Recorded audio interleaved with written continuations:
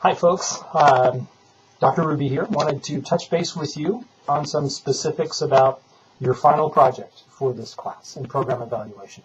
So I'm going to be reviewing the outline, hopefully in a little more detail. I'm going to give you some tips, some hints on how to be the most successful. But really what you're doing is putting pieces together, pieces of the puzzle that you've been talking about everywhere, all the way from research design classes or stats class through 385 till now in program evaluation. So let's talk a little bit about the outline. You may want to have that open in front of you as you watch this video. So it all starts with the cover page. APA formatted typical cover page, running head, all that stuff. So make sure your name, your CWID number is on there and all that sort of good stuff.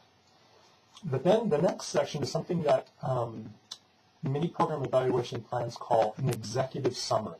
Essentially, what it is one paragraph that summarizes the proposed evaluation. So what you're doing. Think about it like an abstract. Remember how an abstract for an APA research paper summarizes the entire paper? Your executive summary is going to do a similar sort of thing. Okay? The next page is a table of contents or an outline for what's going to be included. And include in that any appendix items that you might have. You're not required to have any appendix items. But if you are, maybe an example of a survey you might use or something like that, you're going to note that here in the table of contents. The next section is your program description. So describe the program that you're going to be evaluating. So some of this content may come from your 385 proposal if you're going to be utilizing that project. But otherwise, the background, history of the program, that sort of thing. What size program it is, where it's located, is it affiliated with a particular organization, so if it's in conjunction with an existing agency or something like that. And then the last part of this program description section is a description of what needs to be evaluated in this program. If you have clearly defined goals and objectives, you already know what needs to be evaluated in this program. So you're going to talk about what needs to be evaluated and why. Okay? The next section is the program goals and outcomes. Okay? So here's where you'll include your logic model. If you don't have a logic model, you will have to create one now for this point in the paper. So if you need some help with that, shoot me an email and I can give you some examples.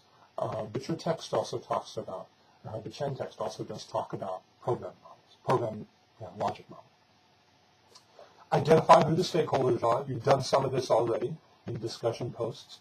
Who's invested in the program and who's going to be involved in either the evaluation process or interested in the results. And then how do you prioritize them? Who are the most important stakeholders? Start with those down to the lesser important stakeholders. Okay? Then we get to the meaty part, the evaluation design. Okay? So the purpose of your evaluation. The purpose of this evaluation is to measure the impact of interventions targeted at decreasing negative behaviors in teenagers or whatever your program is. So evaluation. This evaluation is to measure the impact of our program, is essentially. Why are you evaluating? What's the purpose behind it? And then what are your evaluation questions and their usefulness in terms of how do they assess your goals and objectives? So this is where you put together your evaluation plan with your goals and objectives. Again, if you have clearly defined goals and objectives, these will almost kind of write themselves. So try not to overthink this part too much. It's a common dilemma. Then how are you going to gather data? So are you going to be doing interviews? Are you going to be sending out a survey? Are you going to be doing pre- and post measures of some sort of symptom?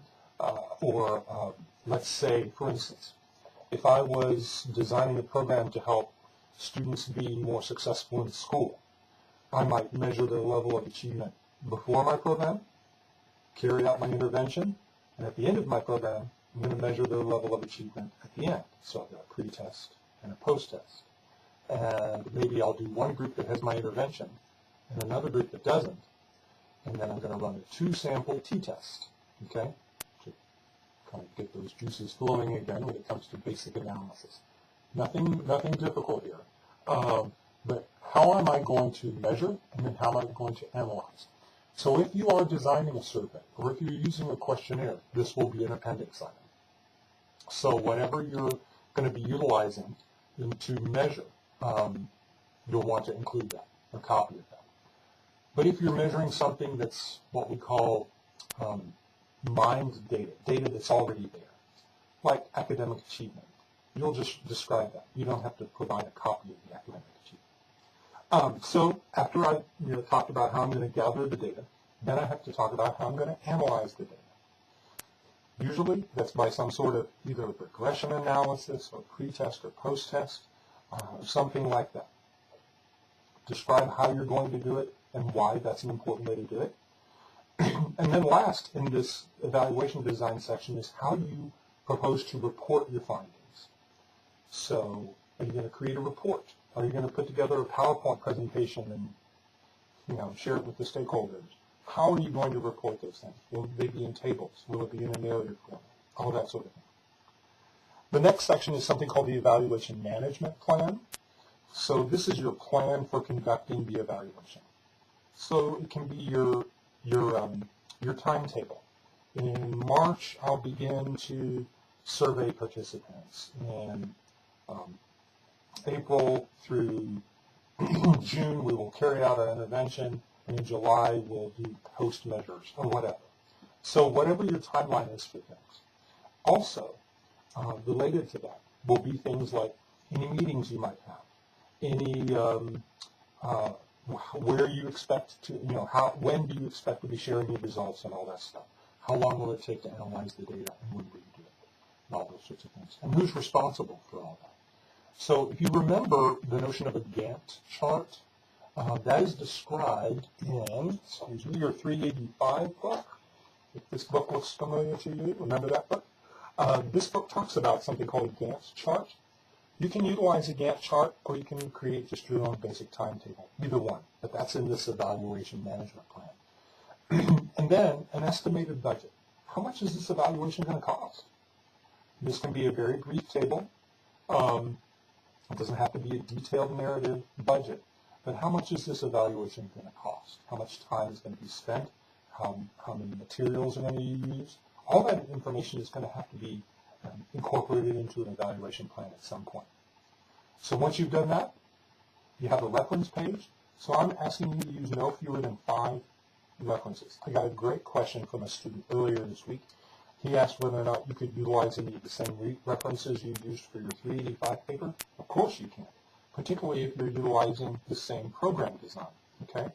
Because this sequence, how we put it in our human services program from 315 to 385 to 470, is a program, it's designed to build one on top of the other. So certainly you can utilize that. You're also welcome to utilize your textbook as one of those 5 references, okay? So the classic question that everybody always asks, how long is it supposed to be? Well, the reason I didn't give you a specific page number is because different size programs will require more detail. If I'm doing a very small program that doesn't have an awful lot of stakeholders involved and that sort of thing, it won't take as long to flesh that out. If it's a large program, it'll take more. So the key is going to be that you center on, that you focus on fulfilling the items here in the outline. Make sure you've addressed all the items in the outline, and you should be fine.